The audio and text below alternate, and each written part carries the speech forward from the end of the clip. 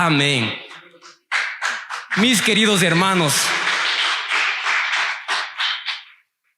para los discípulos, los que anotamos, el tema de esta mañana es: no te desvíes del propósito de Dios para tu vida.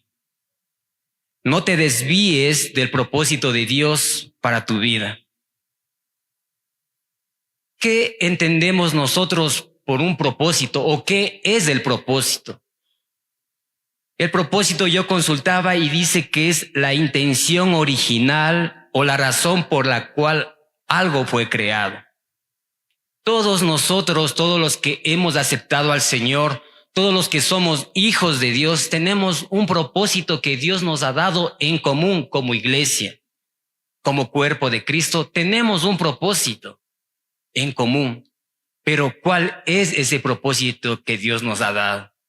El propósito que el Señor nos ha dado es glorificar a Dios en cada área de nuestras vidas, en toda nuestra vida, en todas nuestras acciones y decisiones. Ese es el objetivo central. Si nosotros nos vamos y vamos mejores allá a Corintios 10:31, vamos a encontrar lo que dice el Señor en su palabra.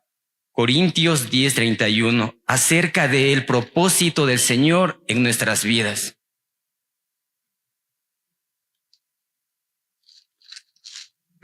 Corintios 10:31. Dice la palabra: si pues coméis o bebéis o hacéis otra cosa, hacedlo todo para la gloria de Dios. Cada actividad que nosotros hacemos, cada acción que nosotros hacemos debe estar enfocada a la gloria del Señor. Ahora, no es lo mismo un propósito que un objetivo, o si no, les pongo de esta manera.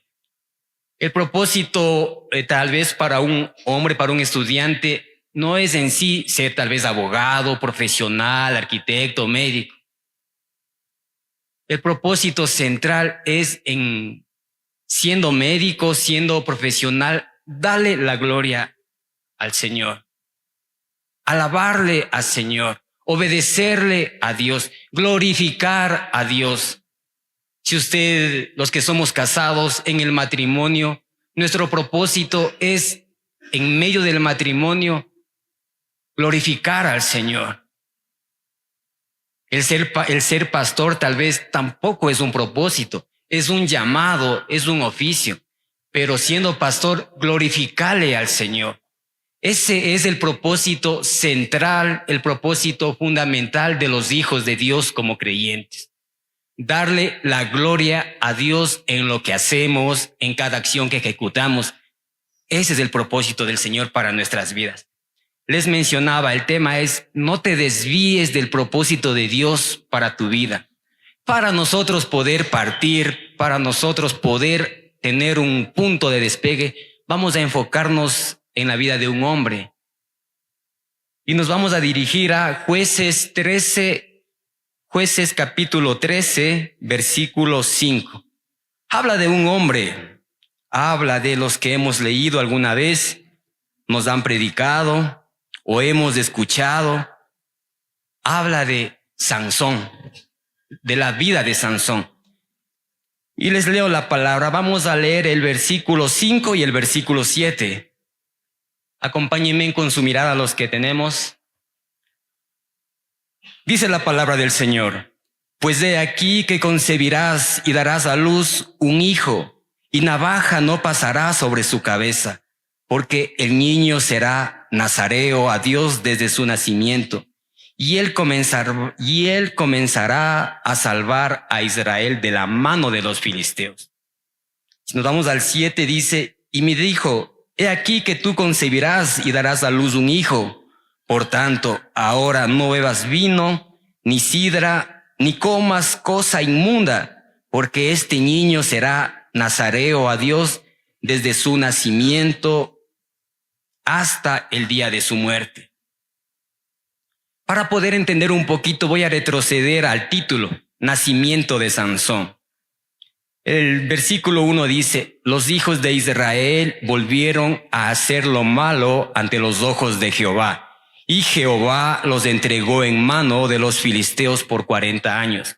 Si nos fijamos bien, si miramos bien el versículo, no dice los hijos de Israel hicieron lo malo ante los ojos de Jehová, o los hijos de Israel ofendieron a Jehová. Lo que dice los hijos de Israel volvieron. ¿Qué me da a entender eso? Si nosotros meditamos en el libro de los Jueces, podemos ver que Israel constantemente se volvía al Señor en medio de la aflicción, en medio de la tribulación que ellos tenían. Ellos clamaban y el Señor los escuchaba. En su infinito amor, en su misericordia, Él los escuchaba y en su gran amor enviaba a un libertador. Enviaba a un hombre para que los librara de la aflicción que tenían. Porque los filisteos, si leemos, dice que los hostigaban, que les quitaban los alimentos, les robaban, les fastidiaban, se burlaban. O sea, estaban oprimidos por los filisteos. Entonces Dios enviaba una y otra vez. Pasaba esa época y el pueblo de Israel se olvidaba nuevamente del Señor. Y volvían a ofender al Señor, volvían a levantar dioses ajenos, idolatría.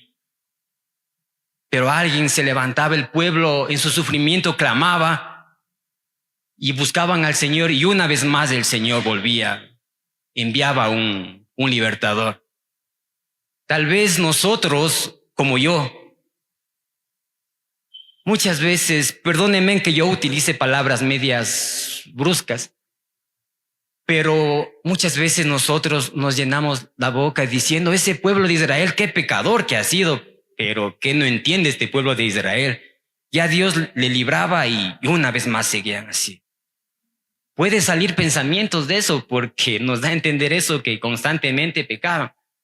Pero que si nosotros, pero también pasa en la vida de nosotros.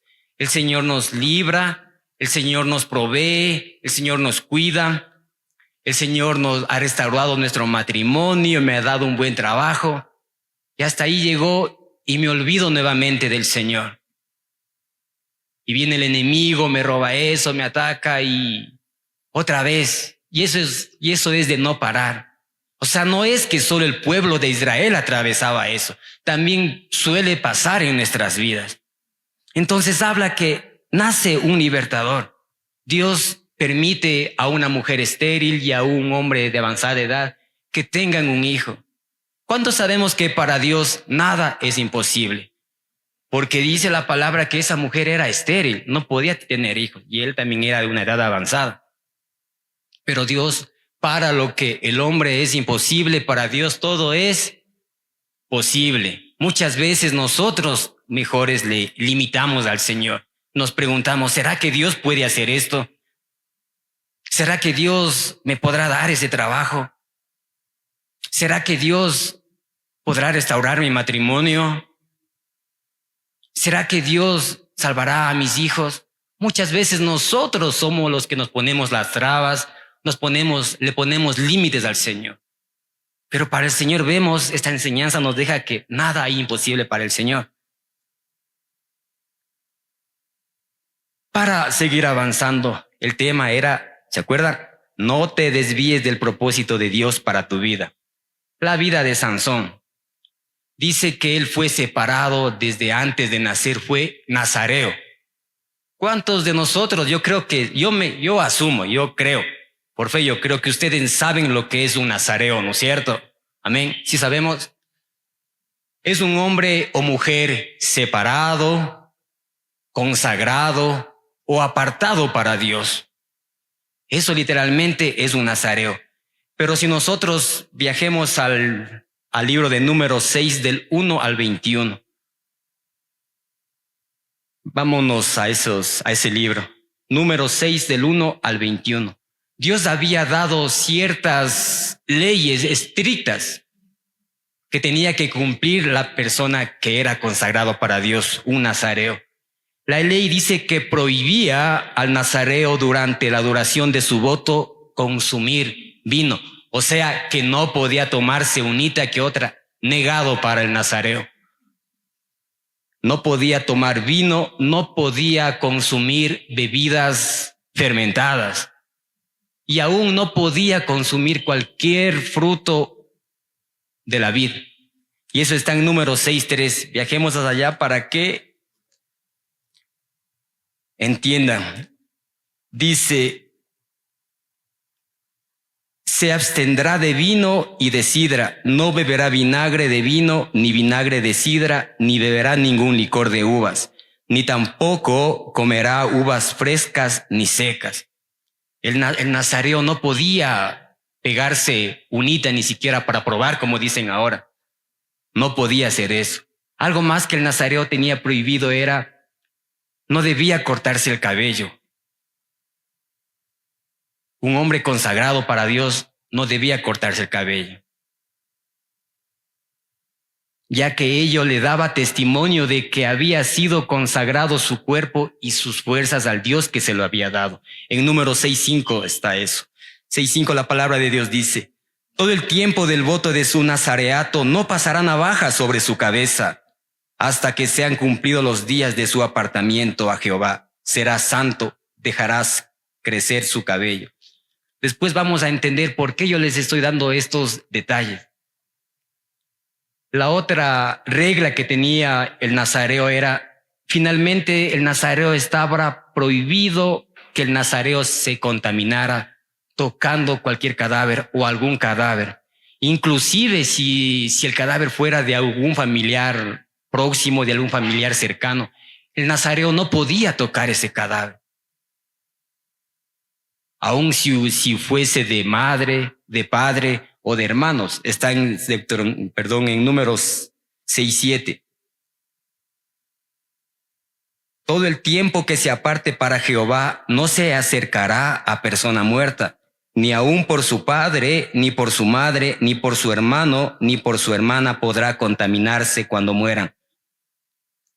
Entonces el nazareo tenía unas leyes que tenían que cumplirse. En ese tiempo se cumplían porque se cumplían, no como hoy nosotros hacemos y deshacemos las cosas. Si nosotros vemos en la Biblia, encontramos a ciertos nazareos, entre los cuales está Sansón, que fue dedicado desde su nacimiento, desde antes de nacer, dice la palabra, hasta el día de su muerte. También vemos a otro nazareo que fue Samuel. También fue dedicado todos los días de su vida, dice la palabra. La vida de Sansón. Sansón, en el versículo Jueces 13:5, vemos que nació con un propósito específico para este hombre. Y si ustedes ven, ahí está en la Biblia, ¿cuál era el propósito de Sansón?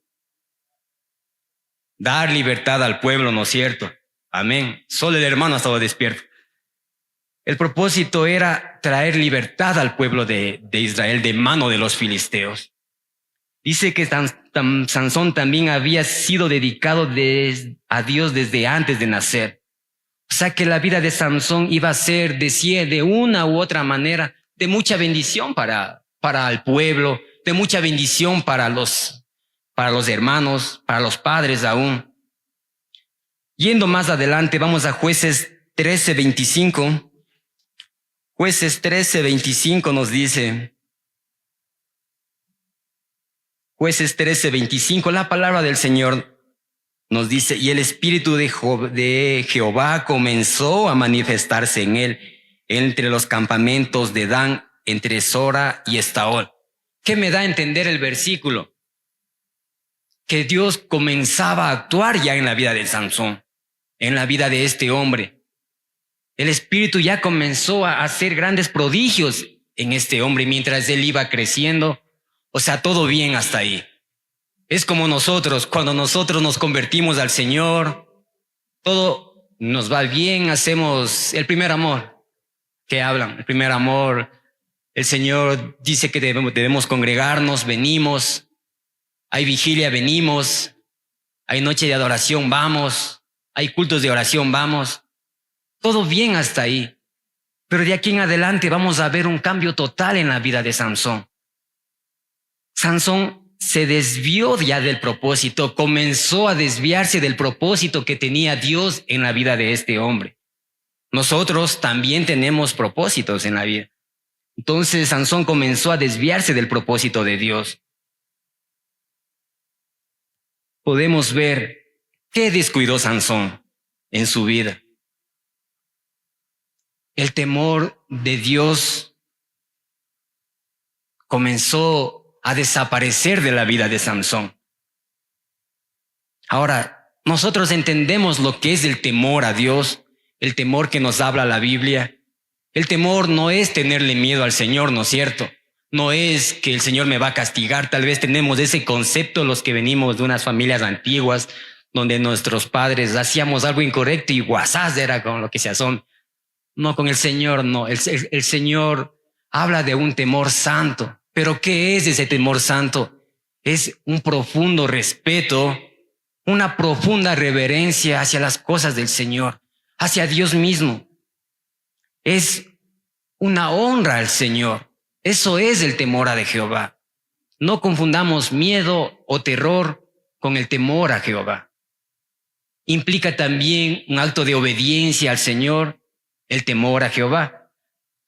También implica reconocer la grandeza del Señor, reconocer sus atributos, reconocer su santidad, su poder. Todo eso implica el temor a Jehová. Así que no es el tenerle miedo al Señor. Pero Sansón, ya de aquí en adelante ya podemos ver desde el capítulo 14, ya comenzó a perder ese temor hacia Dios. Ya comenzó a perder ese respeto, esa reverencia al Señor. Y ahora, ¿por qué yo les digo esto? Si nos vamos, dice que Sansón en su vida comenzó a fijarse en una mujer que no era del pueblo de él. Como los jóvenes, no hay jóvenes aquí. Levanten la mano los jóvenes. Solo dos. A ver, les quiero, yo también soy joven. Levanten las manos los jóvenes. Todos somos jóvenes en el Señor, ¿no es cierto? Amén. Entonces comenzó a fijarse en una mujer que le era prohibido. Porque si nosotros vamos más atrás, dice que no podía mezclarse el pueblo judío con un pueblo que no sea judío. Porque el Señor nos aconsejaba que nos pueden llevar a adorar a ídolos, a otra clase de ídolos. Si nosotros nos vamos al Nuevo Testamento, también nos dice, no unáis en yugo desigual. Pero Sansón, como era joven, recién creciendo y no pasaba nada, ¿qué es lo que hace este Sansón? Lo primero que sabía, él sabía, o sea, no es que él era inocente, él sabía que eso era pecado, que no podría relacionarse con mujeres de otro pueblo. Pero eso es lo primero que hace. Va y le dice a sus padres que tómame por mujer a esta, inclusive a una filistea, a una incircuncisa. ¿Ustedes creen que eso era la voluntad del Señor? El Señor ya había dado ya la orden hace mucho tiempo atrás que no debía hacer eso, pero no.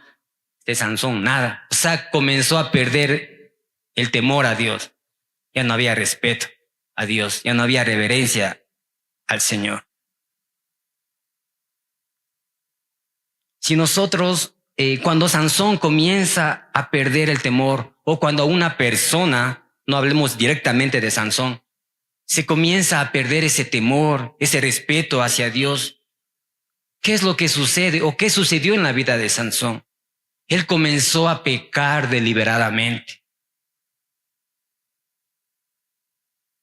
Porque él sabiendo pecaba.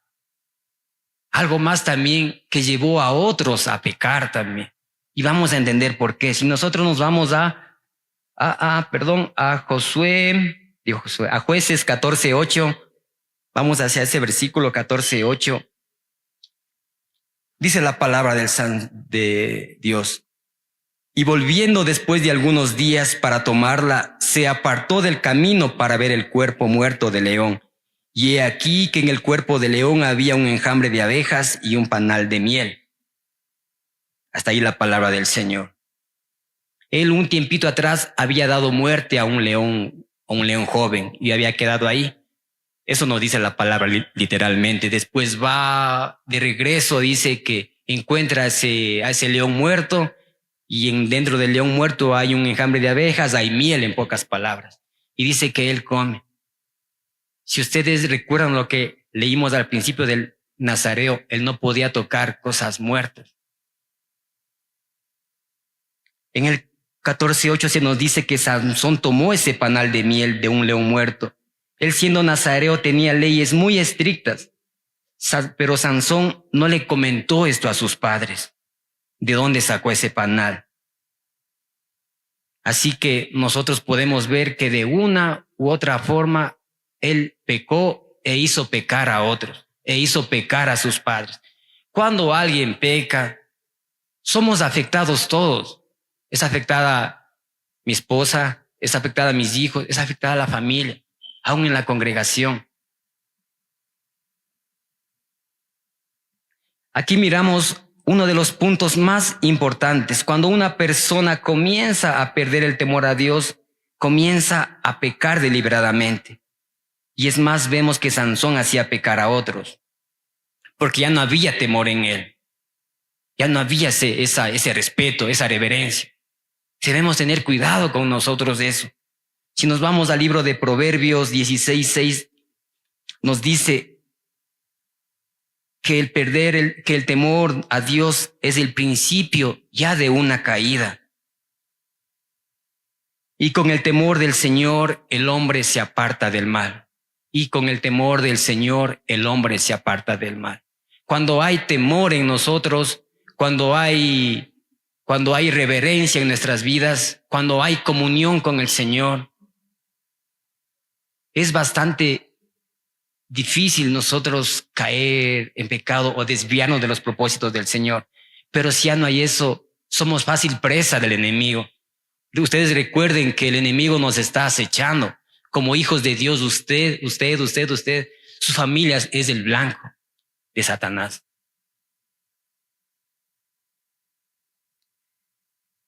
Y con el temor del Señor el hombre se aparta del mal.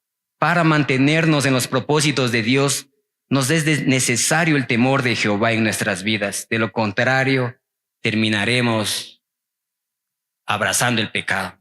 Terminaremos en pecado. Ahora, ¿cómo podemos tal vez evaluarnos si en nosotros hay todavía temor a Jehová o en nosotros ya no hay temor a Dios? ¿Cómo yo me evaluaría? ¿Cómo podemos evaluarnos? Y tengo 3 preguntas que podemos hacernos. Cada uno contéstese en su corazoncito. Tal vez estamos pecando deliberadamente, sabemos que es pecado, sabemos que no debo criticar, no debo murmurar a mi hermano y lo estamos haciendo sabiendo que es malo. Tal vez estamos haciendo un negocio tal vez ilícito. Podemos estar cayendo. Sabemos que es malo, pero pecamos. Eso es pecar deliberadamente. Cada uno contéstese en su corazón. Otra pregunta que podemos hacernos también. ¿Juegas con el pecado? Es decir, ¿qué quiero decir con juegas con el pecado? Peco, pido perdón al Señor y otra vez peco en lo mismo. Otra vez pido el perdón al Señor y peco en lo mismo. Estamos jugando con el pecado. No nos importan ya las consecuencias de la desobediencia. Preguntémonos, respondámonos nosotros mismos en nuestro corazón. ¿Qué hay? ¿Qué es lo que hay en mi corazón? Yendo más allá, avanzando. También con la vida de Sansón, él pecaba deliberadamente, hacía pecar a otros, pero el Señor en su infinito amor, hay un periodo diría yo, que se llama el periodo de paciencia. Cuando nosotros pecamos o alguien peca o yo peco, no pasa nada. La verdad no pasa nada. Pero el Señor, hay una frase que me gusta, el corandeo de la Reforma, que dice que nosotros vivimos bajo la presencia de Dios. La mirada de Dios está bajo nuestras vidas. El Señor nos mira, el Señor es omnisciente, omnipresente, Él está con nosotros. Él sabe que pecamos, pero está ahí, permanece paciente, a ver si nosotros nos arrepentimos. A esto yo llamaría un periodo de paciencia de parte de Dios. En este tiempo debería ser así. Buscar el arrepentimiento, dar un cambio de mentalidad, reconocer que estoy haciendo mal, darme un cambio de dirección. Pero ¿qué vemos con la vida de Sansón? Vamos más adelante. Sansón no se arrepentía, seguía en lo mismo. Una segunda área que tampoco se mira en Sansón fue un verdadero arrepentimiento. Sansón pecaba deliberadamente contra Dios, pero no se mira un arrepentimiento hasta los últimos días de la vida de Sansón. Y esto es peligroso, querida iglesia. Esto es peligroso, mis queridos hermanos, ya que todos en algún momento del día suele pasar. Ahora, no les quiero decir que de aquí usted es cristiano, es creyente y ya no tiene que pecar, o sea, no va a pecar, va a ser peor. Porque si fuera así ya estuviéramos todos en el cielo. Vamos tal vez a caer. Y esto no es excusa, ¿no? Para que digan, el hermano dijo voy a caer y voy a caer. No. Podemos caer, tal vez con un mal pensamiento, tal vez hoy. Ahí está mi esposa que no me deja mentir. Veníamos en el carro y ¡paz! Los policías nos cogen ahí y ven un poco que ha estado ahí en el carro y ¿qué es lo que nos dice? A ver, papeles, tenga, todo en orden. Y pase, ve el foco, dice esto está mal. Miren, uno que es cristiano, ¿qué creen que se me vino a la mente? Unos $10. Pero no, gracias a Dios, mi esposa me dice, no hagas nada y que nos caiga la multa. Tenemos que afrontar la consecuencia. El pecado trae una consecuencia, ¿no? Dios nos perdona, Él nos perdona, pero hay una consecuencia, pues me toca pagar ya, pues. Así que hacer vaquita. Entonces, pasa eso. Vemos que podemos caer, no estamos libres, pero también hay solución para eso. O sea, no podemos quedarnos, ya pequé, aquí se terminó todo y ahí queda. El Señor nos dice en Juan 1:9 que si confesamos nuestros pecados, Él es fiel y justo para perdonarnos y limpiarnos de toda maldad. ¿Qué rol nos corresponde a nosotros? Reconocer, como aquel hijo pródigo, reconocemos, volvemos en sí, cambiamos de dirección, cambio de mentalidad y corro a los pies de Cristo. Corro donde el Señor a pedirle perdón. Un verdadero arrepentimiento. No solo un remordimiento, sino un arrepentimiento genuino. Volverme al Señor, buscarle al Señor una vez más.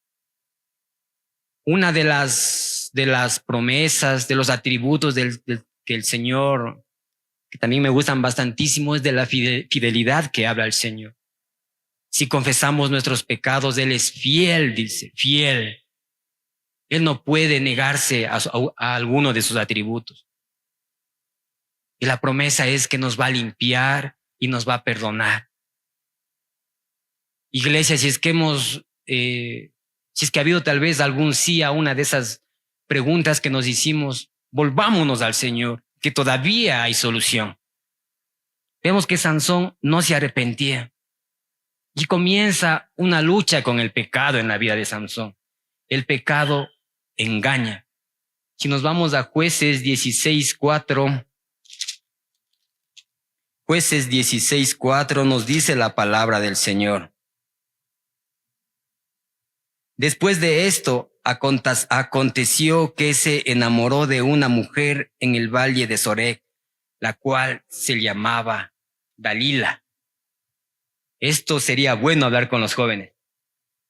Si usted va, investiga en internet donde sea y busca el significado del nombre Dalila, va a encontrar que proviene de la palabra deseo, que significa aquella que vacila, que evoca tanto belleza y encanto como debilidad y traición. Vemos que Samson una vez más se deja llevar por una mujer filistea y aún dice la palabra que se enamoró de ella. a los jóvenes. La palabra enamoramiento aquí bíblico no existe. ¿Qué es el enamoramiento? Dice que el enamoramiento es un estado de ánimo que te lleva a no pensar, a activar por lo que sientes. El enamoramiento entorpece a las personas. Y esto es lo que le pasó a Samson. Él se enamoró, dice, o sea, él totalmente confundido.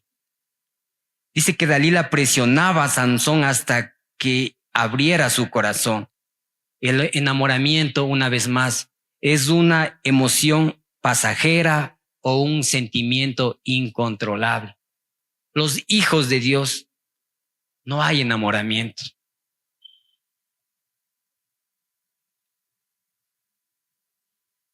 Entonces dice que Samson, el pecado engaña. Samson creyó ser más listo que la tentación, pero la tentación lo venció. Desde el principio se nos dice que ¿cuál era el trabajo de Dalila? ¿No saben? Sí leímos el versículo en 16:5. Dice, y vinieron a ella los príncipes de los filisteos y le dijeron, engáñate, engáñale e infórmate en qué consiste su gran fuerza. Era engañar. Ese era el trabajo de Dalila. El pecado muchas veces viene a engañarnos, nos engaña. El pecado nos hará pensar muchas veces que yo sí le puedo controlar este pecado. Yo solo esta vez nomás y de ahí no. Nos engaña el pecado. Te dirá también que nadie se va a enterar de tu pecado. El pecado, mis hermanos, debemos tener cuidado con el pecado. Recuerden que el enemigo está acechándonos. Recuerden que el enemigo está buscando nuestra cabeza. El pecado también es insistente. Si nos vamos a Jueces 16:16, dice la palabra del Señor. Y aconteció que presionándole ella cada día con sus palabras e importunándole, su alma fue reducida a mortal angustia. La segunda cosa que el pecado hace en la persona es que es insistente. Insiste el pecado hasta el punto de que el hombre, que Sansón aquí en la vida de Sansón, quede frustrado, se frustre y algunas veces hasta suele también enfermarte. Tenemos ejemplos reales en la Biblia que habla en 2 de Samuel 13:1-2. Yo creo que ustedes han leído, asumo que ustedes han leído, habla de Amnón. Dice la palabra que él estaba enfermo por el deseo que tenía de acostarse con su hermano. Él se enfermó. El peor error que podemos hacer nosotros como cristianos es querernos enfrentar solos al pecado. Eso muchas veces es lo que quiere el enemigo, que nosotros luchemos solos contra este pecado, contra este deseo. Porque él sabe que solos no vamos a poder. Pero si usted se agarra fuerte de Cristo, pero si usted confía en Cristo, recuerden que Jesús ya venció en la cruz del Calvario por usted, por mí. Ábrale su corazón a Dios, ríndase ante Jesús. Ríndale esos deseos, ese pecado que no le deja avanzar, que no le deja estar en el propósito del Señor. Deje que el Señor obre en su vida. El pecado también nos anestesia. Vamos a ver por qué, pero antes, ¿qué es anestesia? Yo creo que todo el mundo nos hemos hecho ver algún rato a una muelita o nos han hecho alguna cosa. Ahí nos anestesian, ¿no es cierto? Dice que la anestesia es la pérdida completa de la sensibilidad y conciencia, similar a un sueño. Vamos a entender por qué Sansón podemos aplicar aquí en la vida de Sansón. Dice que la anestesia previene el dolor durante procedimientos médicos, que permite que los pacientes estén cómodos durante procedimientos médicos, que de otro modo serían dolorosos. Vamos a Jueces 16:20. Dice que él dice que el pecado nos anestesia. Dice la palabra del Señor. Y le dijo, Sansón, los filisteos sobre ti. Y luego que despertó él de su sueño, se dijo, esta vez saldré como las otras veces y me escaparé. El pecado, mis hermanos, nos hará sentir que nadie sabe y que nadie va a enterarse. Una vez más, vivimos bajo la presencia del Señor, bajo la mirada del Señor, vivimos bajo los ojos del Señor. Él sabe ya de antemano lo que vamos a hacer, lo que vamos a hablar. El pecado nos hará sentir que podemos jugar aún con el pecado, que podemos controlar el pecado, que no vamos a ser afectados por el pecado. Sansón creyó, si vemos en la Biblia, Sansón creyó, creyó que todavía, porque él estaba durmiendo, él creyó que una vez más iba a poder levantarse como las otras veces y romper las cuerdas. Pero la Biblia nos dice que ya el Señor ya se había apartado de él, que ya no estaba ya con Sansón. El pecado nos anestesia. Algo que me estaba olvidando es la lucha con el pecado también. Vamos a Josué 7:21. Dirijámonos hacia ese versículo. Josué 7:21. Satanás sabemos que es nuestro enemigo. El cristiano tiene 3 frentes de batalla. El cristiano tiene la lucha con el mundo, tiene la lucha con la carne, con uno mismo, y tiene la lucha con Satanás, con el príncipe de las tinieblas. Satanás va a querer vernos destruidos, va a querer apartarnos, alejarnos del propósito del Señor. Y Él va a poner en nosotros deseos, va a influenciar, va a lanzarnos dardos para no avanzar en los propósitos del Señor. Si nosotros vamos a Josué 7:21, habla del pecado de Acán. ¿Quién era Acán? Era una de las familias de la tribu una de las tribus de Dios. Josué 7:21, el pecado de Acán. Dice la palabra del Señor. Pues vi entre los despojos un manto babilónico muy bueno y 200 siclos de plata y un lingote de oro, de peso de 50 siclos, la cual codicié y tomé, y he aquí que está escondido bajo tierra en medio de mi tienda y el dinero debajo de ella.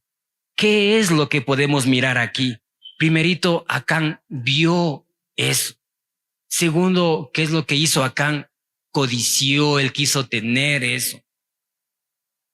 ¿Qué después hizo Acán? Tomó, dice eso.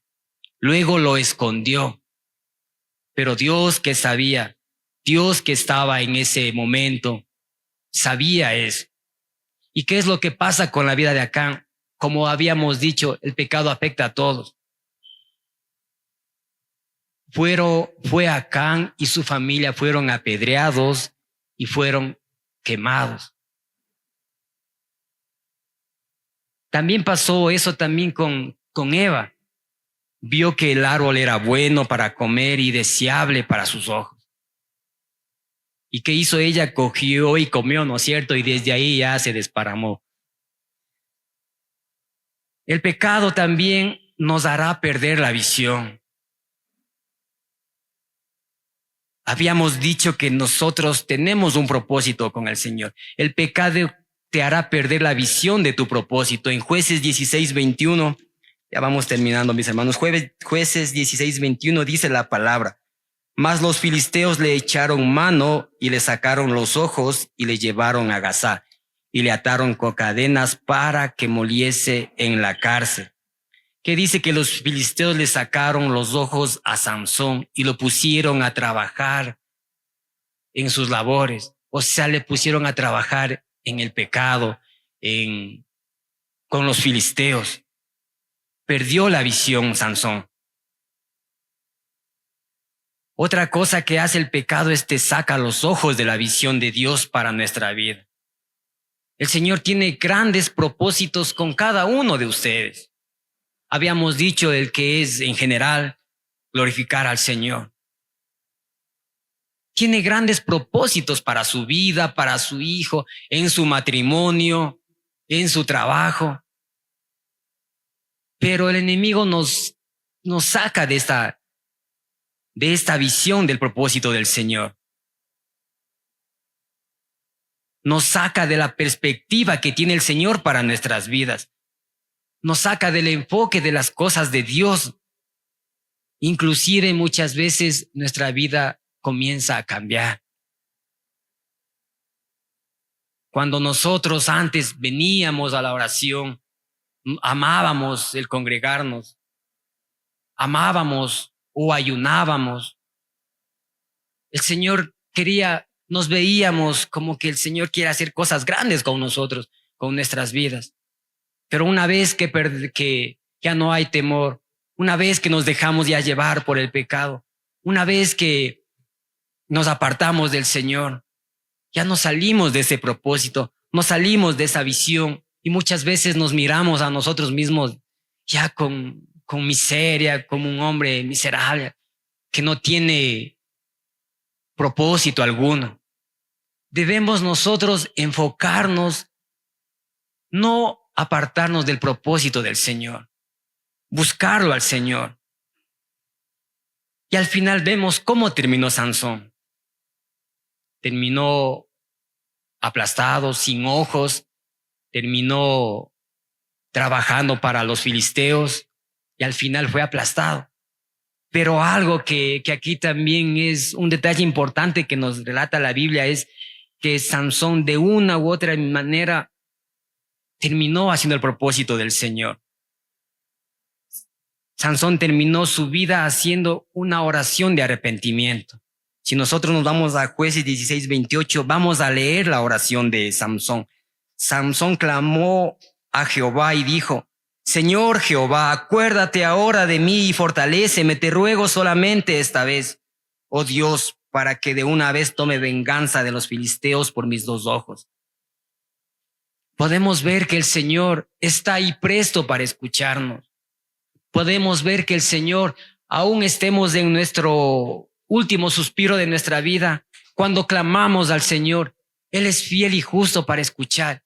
Él va a escuchar su oración cuando viene de un corazón verdaderamente arrepentido.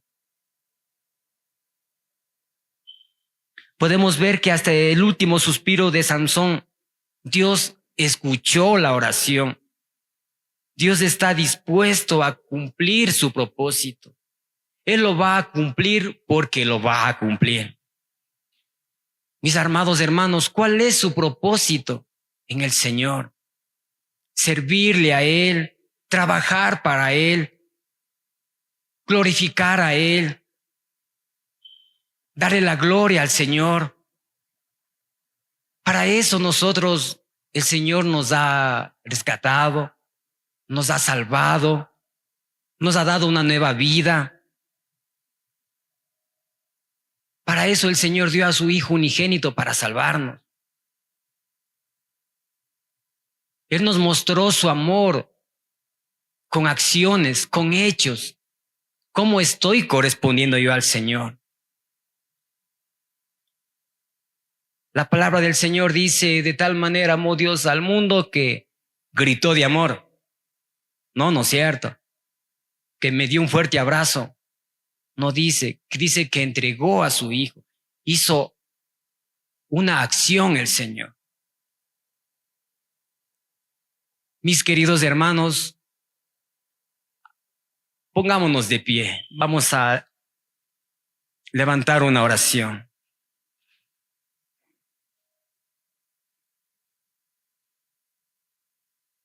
Si es que tal vez nosotros hemos estado apartándonos de los propósitos del Señor, una vez más, pongámonos a cuentas con el Señor. Yo le invito, si en esas preguntas que nos hicimos, si tal vez alguna pregunta fue sí, yo le invito, mi hermano, a que pase adelante. Porque vamos a orar. porque como les comentaba personalmente, yo sí cometí un error. Querido Dios, querido Padre, amado Señor, en esta mañana, mi Dios, nos ponemos delante de ti, mis hermanos, tu pueblo, el remanente que tú escogiste, Señor, para este lugar. Nos acercamos a ti, Padre, una vez más con un corazón agradecido, con un corazón arrepentido, con un corazón, Señor, sincero. Queremos ponernos a cuentas, Padre, queremos volvernos a ti, como el pueblo de Israel. Cuando alguien clamaba, mi Dios, usted escuchaba sus oraciones y enviaba un libertador. Si es que hemos estado actuando mal, Señor, si es que hemos perdido tal vez ese temor, si es que hemos perdido ese respeto, esa reverencia a su palabra, si es que ya no ha habido temor en nuestras vidas, hoy nos volvemos a usted y le pedimos perdón, mi Señor. Perdónenos por nuestros pecados, Padre. Si tal vez, Señor, en el transcurso de esta semana o esta mañana mismo, mi Dios, ya pecamos, perdónenos, mi Dios. Si tal vez, Padre, en medio de la aflicción o en medio de la prueba, de la tribulación, yo me quejé, yo quise mirar atrás, perdóneme, Padre. Si tal vez, mi Dios, me faltó la fe, si tal vez, mi Dios, muy dentro de nosotros, Padre, todavía hay idolatría, todavía hay, Señor, ese viejo hombre que quiere levantarse muchas veces, perdónenos, Padre. Si tal vez hay dureza de corazón, si hay altivez, perdónenos, Señor. Si hemos tal vez, Padre, criticado, murmurado, perdónenos. Hoy nos volvemos a usted, Señor. Usted dijo, Padre, que usted es fiel y justo para perdonarnos y limpiarnos de toda maldad. Usted no es hombre para que mienta, ni hijo de hombre para que se arrepienta, Padre. Yo oro también esta mañana, mi Dios, por su pueblo, que tal vez, Señor, si hubiere pecado en sus vidas, que sea perdonándoles, que sea lavándoles, limpiándoles una vez más, mi Señor. Que su presencia no sea parte de nuestras vidas, que su Santo Espíritu no sea parte de nuestras vidas, Señor. Si no hemos sido tal vez agradecidos con lo que usted nos ha dado, con lo que usted nos ha bendecido, perdónennos, porque tal vez, Señor, somos hijos ingratos, o tal vez no le hemos amado con todo nuestro corazón y con todas nuestras fuerzas. Perdónenos, Padre mío. Amado mío y Señor mío, aquí estamos, mi Dios. No tenemos nada que darle, porque todo le pertenece. Nuestras vidas le pertenecen. Nuestros hijos le pertenecen, no son nuestros. Nuestros cónyuges le pertenecen. Todo es suyo, Señor. Pero sí tenemos un corazón agradecido, un corazón arrepentido, Padre. Un corazón sincero, mi Dios. Amado Dios, gracias yo le doy, Padre. Iglesia, ahí donde está, levante su mano izquierda y su mano derecha al corazón. Y va a recibir la bendición sacerdotal. Cuando termine, cierre el círculo. Responda con un fuerte amén. Así es, así sea. Mi Dios, yo oro por este pueblo, Padre, para que usted los bendiga en su caminar diario, por donde ellos caminen, Señor. Su presencia vaya delante de ellos, peleando sus batallas, cuidándolos, Padre, guardándolos bajo la sombra de sus alas. Padre, gracias por este pueblo fiel y obediente, Señor. Que Jehová te bendiga y te guarde. Que Jehová haga resplandecer su rostro sobre ti y tenga de ti misericordia. Que Jehová alce sobre ti su rostro y ponga en ti paz. Padre, te doy las gracias, Señor. Te alabamos, te bendecimos, te adoramos, Señor, en el nombre de Jesús. Amén. Y el pueblo de Dios dice, amén, mis hermanos.